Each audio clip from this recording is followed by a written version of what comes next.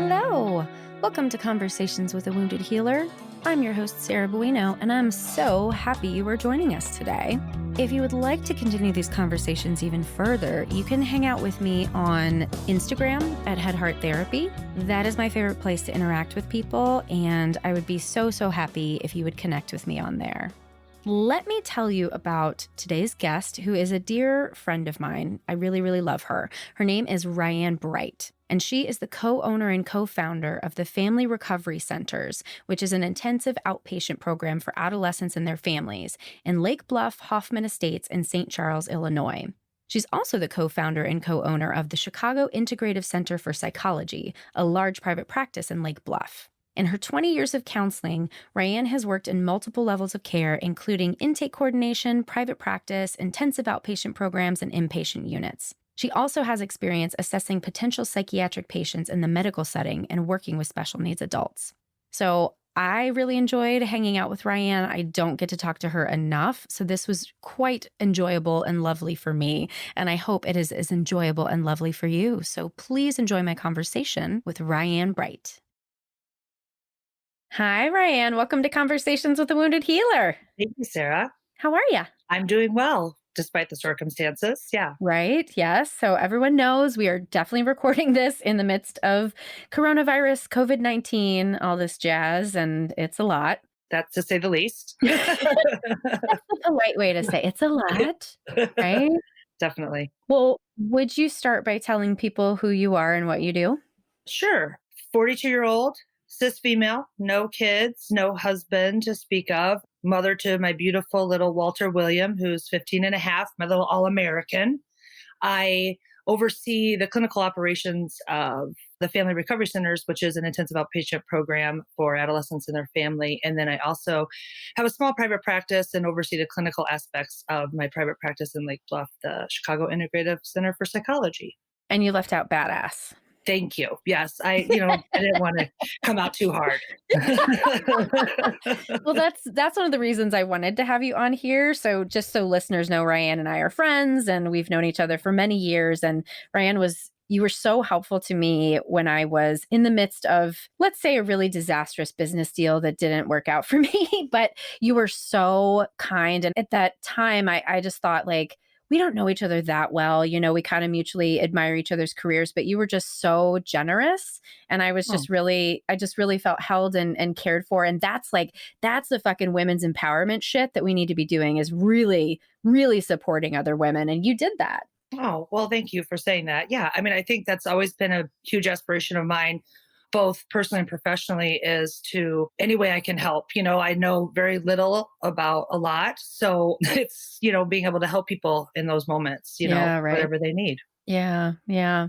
And I don't know about you, but one of the reasons that I like to help people is, one, kind of paying it forward for the people that helped me along the way. And two, I didn't get that shit as a kid. I did not get the help and support and care and love that I needed. And so I want to give that to people now.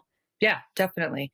It's hard. I've always been so fortunate to have a great family support, but from a very surface level, humor is a huge, that's how we show our love, is making fun of one another, which I learned later on in life is not necessarily the best for your self-esteem and confidence and body image and all of the things, Right. I am blessed to, have met you along this journey. You're right. We had just met when you were going through all of that terrible ordeal. And I was just glad to be able to help you and give you my words of wisdom, what I've learned along the way, and I really do believe in paying it forward for sure. Yeah. Well, tell us your therapist origin story. What made you decide to become a therapist, and start at any point in your history that you want? Like, Ryanne was born and then. Right. No. Well, it's funny. I was thinking about this, and I always joke. So originally I was going to be a pediatrician. And then when and so then right in high school, my senior year, I started working in a hospital, and what was called a transitional care unit, which was, elderly, like either going to hospice, to the nursing home, or just there to pass. And then, I was like, the grief and loss side of things wasn't for me at that time. I was very young. Obviously, I was only 17. And then I got an opportunity to transfer to labor and delivery and be an OB tech. So assisting with all births, cesarean and vaginal. And I loved it. I was like, this is so cool. I'm good at it. It's very structured. There's a method. This is so great. And then I guess I don't know if it was too much joy or what, but I was not challenged. I didn't feel I thrive in chaos and I thrive in crisis. And, I joke to my friends, sometimes I'm just such a beautiful disaster that, because I was like, this is so boring. As much as the miracle of life in that way is that a miracle. And I was bored, just bored. And I'm like, well, I was going to be a midwife. I had all these, grandiose plans. Always my life was so planned, which I learned sucks. And I changed that completely. And I was like, well, what do I do? I'm going to grad school. I mean, I have to. And then I'm like, oh, I know, I'll go into psychology. That's easy. Lies. Oh, this is interesting. I wonder why. Yeah, exactly. So I realized quickly, and to be honest, I was very skeptical. I'm like, therapy doesn't work. This is bullshit. This is garbage. This is going to be so easy. I'll just go talk to people. Oh my God, that's my favorite thing to do is never shut up, And I applied to grad school, and my advisor, now looking back, knew instantly I was skeptical. And kept pushing me and challenging me on these huge walls I'd built up. And I was like, what the fuck are you talking about? I'm the most open and genuine person, bitch, that was my little 25-year-old self, which I found was a big fat lie. Once I finally took her advice and sought out therapy. And I went through 3 therapists, honestly, before I found the right fit. I remember my first one was like, I go, whatever you do, I don't want to talk about my family right now. At the time. Right. And that client who comes in with that shit, now you're like, that's going to be exactly where you need to go. It's so funny. Right. And then she busted out her genogram. I'm like, no, not happening. I'm told you, and I knew that I was like abusing drugs and alcohol at the time. And I was trying to convey that with the mindset but I'm okay. See, I do all this, but yet I'm still okay. I work full time. I go to school full time. I pay my bills. I just am having fun and decompressing. And so she just wanted to talk about my family. I wanted to talk about, I needed someone at that time, I felt like, to say, you need to slow your roll. Like, you're heading down a dangerous path. And I just kept going until I found that person. I remember sharing with my second therapist I saw, a psychologist. I told him that I was drinking pretty heavily. I would drink about 1/5 of alcohol every 1 to 2 days, and I would probably smoke at least an ounce of weed a week, And I remember telling him that, and I'm like, oh my God, I finally put it out. I admitted to how much. And he's like, all right, well, I guess I think monthly will do. Wait, monthly sessions? Yeah.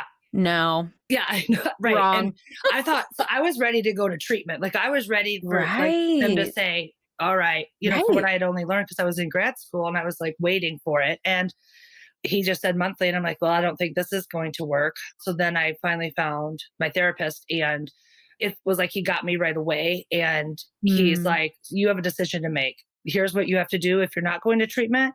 So set up a whole treatment plan for me that way. And then worked through that and just kind of made sure that, stabilized. And then I remember it resonates with me so deeply to this day that at the end of our first session, he says to me, it looks like we have our work cut out for us. And I'm like, well, right. I told you about what I'm doing. And he says, no, it's like you seem to have built this fortress around your emotions. And my hope is to get you to take down the steel and cement walls and just let me peek through your locked chain link fence. Ooh. I know. So, and I'm still feeling things, but oof, that's good.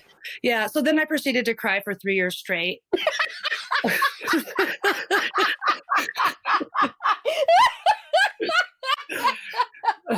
Oh, that brings me so much joy. Okay. Yeah, I thank you, Sarah. I know that's what I like best about you. Others' pain is my joy. But no, for real, that was the most profound thing I think anybody has really said to me in my personal journey, and uncovering and discovering the parts of me that have been so wounded. I think it was so wild as you're just never even aware. You're so unaware of how deep the pain can dive inside. So yeah, so that's how I got here. And now I just love it when adolescents tell me to go fuck myself or suck their dick. It's my favorite joy in the world.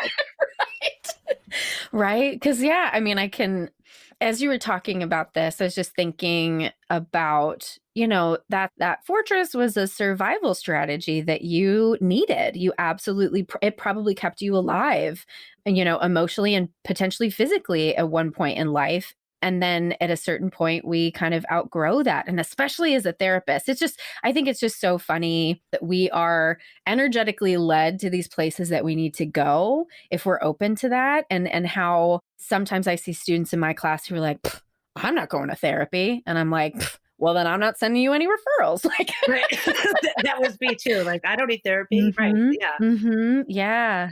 But there was something inside of you that was like, no, I need to do this. And I'm just curious, like, what that little voice said, I don't know, because there's just that spark in there is what I'm hearing you relate to with these kids who come in and say, suck my dick. You're like, but you're here. So there's something there. That wasn't really a question, but just talk about that. Yeah, no, for sure. I just didn't feel anything. I had suppressed so many of my negative emotions that I wasn't feeling any positive emotions, what I define as those things. And I was realizing that as things kept bubbling up and I'm going through school and learning about all these things and really having to do all these reflection papers, what again, we all think are bullshit in the beginning, but realize like it makes stuff bubble up.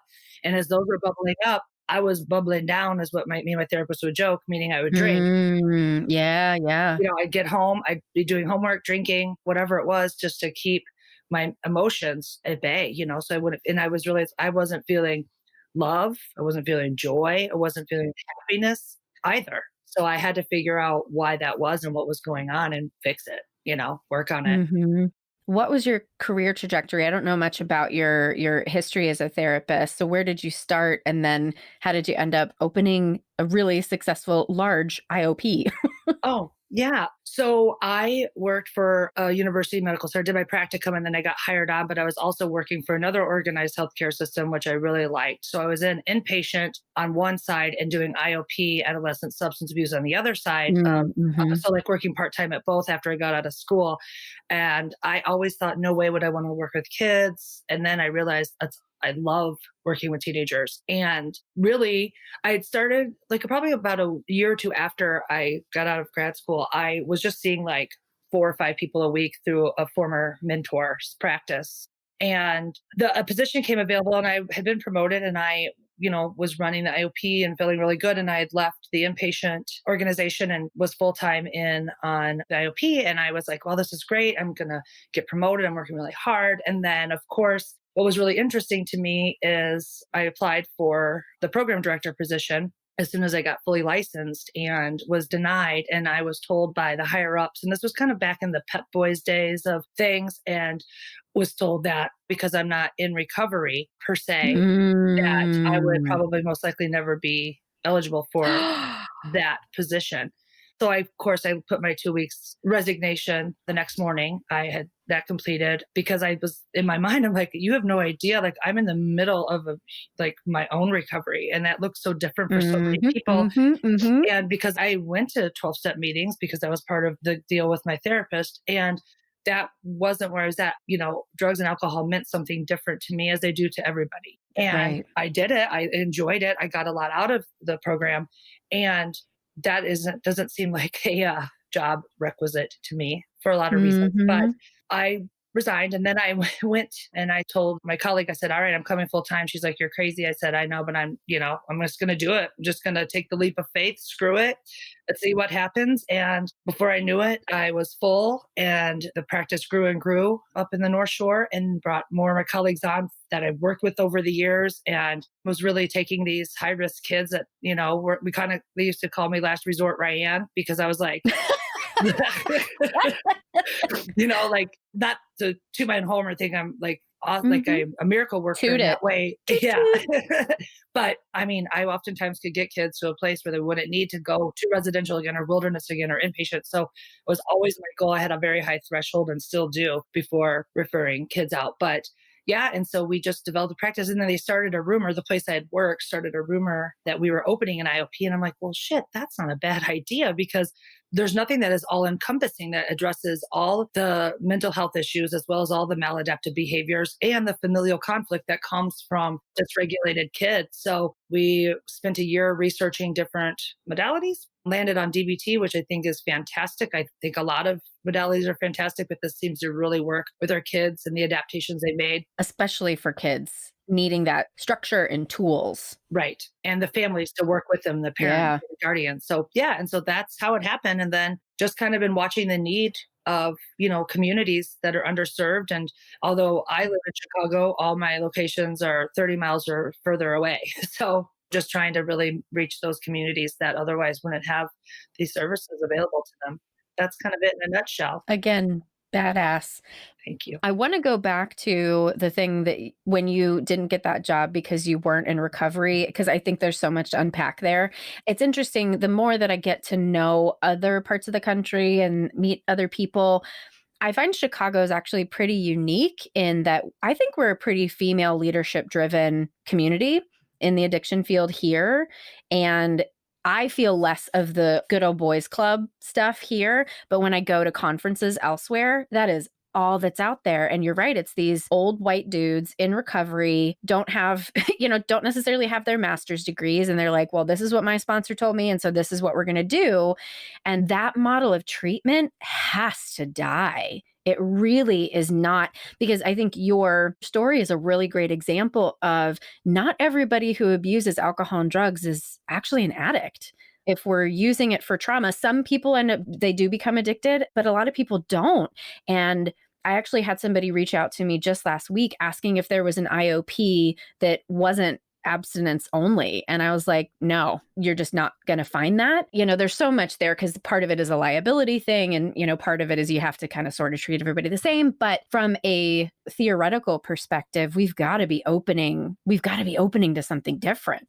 Yeah, totally agree. And that's, why I left. There's a lot of other reasons. That was the big one. That was, 15 plus years ago too. So I think there's been a huge shift and all of those organizations have changed, which is wonderful, which is great because being able to collaborate with them is very helpful. The other piece is also for me and my business partner, Dana, is that it was so hard watching people be discharged from treatment they needed because insurance said no, or because finances were an issue. So we have vowed to ourselves and have upheld our promise for over a decade that no family has ever been turned away because the insurance quit paying or because they can't afford it. It was really integral to who we are and what we wanted to be able to do. So, and our kids, I think it takes a village, right? So to us, it's if you have substance abuse issues, we're going to have you go to meetings and check them out because, and the way we see it is, and what I liked about going through that and having a temporary sponsor and all those things was in the event, should it become more problematic than it was, I've already been, it's a lot easier to do something that you've already done once. So that's what, trying to get people exposed to it. There's nothing wrong with that. But I agree. I feel like Chicago, especially over the past 5 years, I don't know what's happened. We have taken over. Women have it's been like a 180, this wild thing that I'm so surprised and grateful to have been a part of and watch happen. And be a leader in too. Sure. Yeah. Sure. Toot toot. That's me tooting your horn. You're supposed to say toot toot. Yeah. Like you said earlier, to go back to when we sat down to talk about business struggles, long ago, it takes all of us. We're a team. And I feel like that's where the paradigm shift has happened is that we are working together now. You can say, I can say, that's not the right case for us, but here is someone I 100% know is. That's the shift, the collaboration and the being able to, refer to each other for what we really are. I think we've also moved away from being an expert in everything to what our niche is, which I believe is the most powerful thing to do in this field. Collaboration is so much. I hate to this isn't really a gender thing. This is more of an energetic thing that it's a feminine quality to be in community and to use the wisdom of the community instead of thinking that you have to do it for oneself. And so I'm sure that women stepping up into leadership is part of what's changed it in our community and truly probably what needs to happen in other communities too. Definitely. Yeah, like you said, especially because in other parts of the country, it's much different. They're still a little behind the times. Yeah, the next step too that I want to start working with is anti-racism in the addiction community. That would be amazing. Right? Yeah. Because yeah, like Black people are quite underrepresented in treatment, at least in the for-profit arena, and of course, there's a reason for that. Right. Yeah, we'll see. We'll see what happens. Let's shift into the healer talk because I'm very curious about your answer to this question. But would you consider yourself a healer? For sure. I feel like everybody has healing qualities in one way or another. We all have gifts, right? And blessings. And so I believe everybody, no matter who you are, has that. I think that it's hard. I mean, I was grappling with this question, and I'm sure you've picked up on, and because you know me and through this, is like it's very hard for me to really accept my achievements and really accept, like, wow, look at me, because I feel like there's so much more to do. Mhm. And that's just my personality. But definitely, I mean, I did an interview yesterday with a young lady who's at the University of Illinois in undergrad, and she just interviewed, like, asking me these questions. And she's like, Mhm. what was your greatest success story in therapy? And I was like, well, I can't. I mean, there's like several, like the most difficult cases that are in, living a life worth living now that come to mind, but it's like I couldn't pinpoint. It's just to see people grow and change. And I think for me, it's like accepting of where we're at and our circumstances and of who we are and can we do to change the things we're unhappy about. So I Mhm. think that makes me a healer for sure. Yeah. I really, really deeply relate to that feeling of like, yeah, I can accept my achievements on a certain level, but then once it gets to the depth of it, there's this block there. And for me, what I found in doing a lot of work on my developmental trauma is that it's this bind that I was put in as a child where I was supposed to be like, you have to perform and you have to do these things in order to really gain love and approval, but don't get too big, because if you get too big, then you are selfish and you're narcissistic. And so there was this like really, really tiny thin line that I could actually ride where I could show up authentically. But as soon as I try to go beyond that, I just start to feel like, well, everyone's going to think that I'm a narcissist. Like that's the thing that keeps coming up for me. And it's, ugh. Right. That's right. Yeah. Is that what happens for you too? Yeah, it's just that fear. Like, and I've never been someone who particularly cared for or needed, I guess, praise, or like that's what I've learned throughout my journey is I was always looking for the approval of others and like the acknowledgement of others Mm-hmm. and the validation of others, that I learned how to internally do those things for myself and not have to be reliant, like to check the facts, what has happened. So for me, it's like I have to be okay with who I am, what I'm doing, and what I've achieved, and who I want to be. And if I'm online to be that person, I've learned it has to come from me first, which has been huge. Yeah. And that, I mean, I feel like for me, that's going to continue to be my ongoing journey because the internal self is both the cheerleader and the judger, right? Like I judge myself more harshly than anybody ever could, right? And I hear like when you talk about the way that you experience yourself, of course, I'm like, no, she's not narcissistic. She's not full of herself. Like you're just a fucking badass and I can hold that space for you. And I'm sure you hold that space for me, but to hold it for ourselves is just, that's the challenge. It really is. Yeah. And I think it's just a challenge for almost everybody that walks through our office, right? Walks Right. to our office. Yeah. And I mean, we could go on and on about the societal issues around that. We don't have to do that today. Hmm. And I'm just grateful that I'm able to help others get to that point if they should Hmm. allow me to do so. Right. Well, how do you feel about the term wounded healer? Yeah, that's it. Yeah. Yeah, yeah, yeah. You're a terrible interviewee. I Yeah. know. I am. Well, that's the Chicago in me. I apologize. You're lucky I haven't I said "use love it. guys" yet.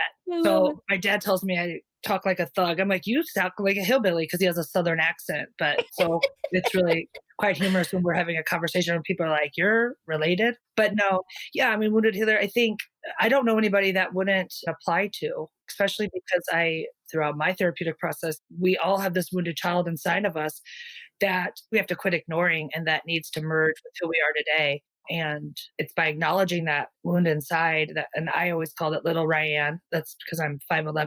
So like yeah, right. Ryanne inside. But yeah, like to quit ignoring that part of myself, acknowledge her and help her to move forward, not deny that those things happened and what she went through wasn't real, but to merge and say, you're okay now. You're okay now. And here's what that looks like. It's funny, like in NARM, everyone's heard me talk about this neuroaffective relational model. I'm obsessed. But in NARM, we essentially talk about that as like agency and not like I can take care of myself from this place of like, I have to be hyper independent and as kind of a reaction to not being taken care of a child, but as an authentic like adult stepping into the real, true, authentic, no, I can take care of myself. Right. That was a big issue. And I'm going to sound like such a hypocrite right now, but a big issue for me was being alone. I don't like to be alone. And I recently, a year ago, lived alone for the first time in over 40 years. So it was a wild thing. Now, I mean, now that I have an excuse, coronavirus, I have to stay at my sister's, of course. She has all the food. But it's just been interesting. Like for me, it's just the being alone was always so difficult. And I couldn't believe it took, I was talking to my dad about it. It was like 40 years. I've never lived alone. He's like, what? I'm like, think about it. I've never been alone. This past year has been I think the most progress I've ever made for myself personally and like what I really truly want and need, not only from myself, but from others and in a companion. It's been very eye-opening. And it all goes back to, and I don't mean to mock my therapist, but the things we fear the most, like that. But it's been the most triumphant year. And I always thought my 40s would be good and they weren't lying. So that's good. It just makes me think, I've found it interesting with some clients recently. I've recognized that there's so much like stuff when it comes up with people in relationship or people out of relationship. And for some people, it's, I need you to kind of bring your relationship in the room so that I know what's actually happening, like relationally with you and other people. And with some people, it's like you're actually using relationships to bypass whatever thing it is that you need to work on. So it's just funny, the two different sides of the same coin. Yeah, I've never really thought about it like that, but for sure. Because I've had some clients just show up and it's like in person, you're like, why are you really here? What's really going on? And then you hear from the spouse and you're like, oh, there's a lot of shit going on. Like we need to be talking about that shit. Right. No doubt. Yeah. But I definitely don't do couples. So for those of you listening, that's a solid no. No, but just bringing the dynamic into the room. No, for sure. Yeah, no, I'm teasing. But yeah, it's been So even my long lasting clients like that are going through difficult times now in their relationships. I'm like, you need to see a specialist. I can help you with the anxiety and depression around it. And helping you make the right decisions for you.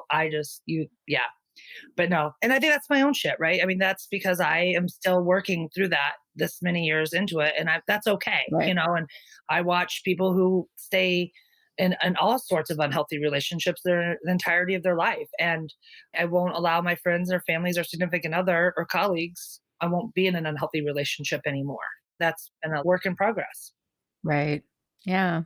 I'd love to pivot the conversation to speak to what you're seeing in the field in terms of new clinicians coming in, because I know you do hire a lot of clinicians who are newer, and I know you have a lot of interns. Actually, that's when we met, right? I was a field liaison for an intern with you guys. That is the first time we met, which was at least 6 years ago. So anyway, so are you seeing themes with the young folks in the field?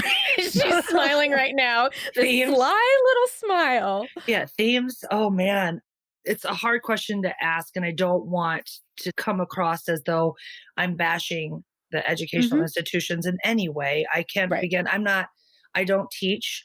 It's something I think I would like, but when I think about it realistically, is it, I can tell you all the dark sides of it anytime. I love to teach in the hands-on experience side of things, the clinical side. What I'm finding is they're just ill-prepared. I don't know what the difference is. I think one, they seem a little clinically ill-prepared, in my opinion, even from a diagnostic standpoint, which is different. I feel like, and I know this is a generational thing, there's a lot of things are owed to me without hard work, but there's this like eagerness to learn too. first a lot of, and I can only speak personally to the interns that we work with, because, there's this eagerness to learn and absorb and be a sponge, but it's almost like it's hard to slow their roll. There's Mm-hmm. a method to our training program for a reason. Mm-hmm. It's a tiered program, and there's a reason for that. Right, right. No, you can't go run a group on day one. Right. No, you cannot have individual clients after Right. 2 months. Like, that's just the way we do things, because we want them to be the best they can be once they're done with the very short year that we have with them, truthfully. Are you seeing any resistance to them like doing their own personal work? Is that something that you discuss with your interns? Yeah, we discussed it with all of them. I don't think we've had an intern that wasn't either in lots of therapy or some sort of therapy throughout their lifetime. Oh, that's good. Yeah, and that's something that comes up. So we're lucky that we do weekly group consultation with everyone once a week for an hour at least. And then we also do individual supervision. So a lot of times it's been indicated we can't force you, and it might be a good idea to go back and revisit some of this stuff. Mm-hmm. Well, I'm guessing that because I try to use myself as a model, and I'm guessing that you do too, because you so beautifully talked about what your experiences were and how crucial it was for you to have gone to therapy and to learn to take down that wall and just show up the chain link fence, right? And so I think that that's a really amazing example that you set for not only the interns, but your staff too. Yeah, definitely. And I have always been someone who shares a lot of personal stuff. Everybody has an opinion about that, but it works for me. And Mm-hmm. I Mm-hmm. know how I keep it safe for myself and my clients. I just feel like Mm-hmm. Mm-hmm. I learned at age 27 that I have to be 100% Ryanne no matter who's around. And I Yeah. know anybody that knows me knows that's the case. Whether I'm talking to my dog, my dad, my pastor, I'm not religious. I don't know why I said pastor, but I love you just called yourself out. I know, like what? My friends, my family. I mean, it does, Mhm. whoever it is, I'm always the same. I think that's it helps me to tell the truth and be true more often. Yeah. I also just wanna kinda interject here because I sometimes hear people talk about like, "Yeah, I'm authentically me, and this is just how I am," and there's a sort of push, and there's this, I don't know, the sense that I get is that's actually not really authentic, and I think that's part of the denial that you were sharing about yourself earlier because I'm sure at 25, that's how you were like, "Yeah, I show up and this is how I am," but you weren't actually connected to self, and what I see today is a woman who truly embodies authenticity because you're connected to both the dark and the light within yourself. That's exactly what I was trying to say. Thank you, Sarah. You're welcome. Yeah. That's exactly what I was trying to say. Yeah, definitely.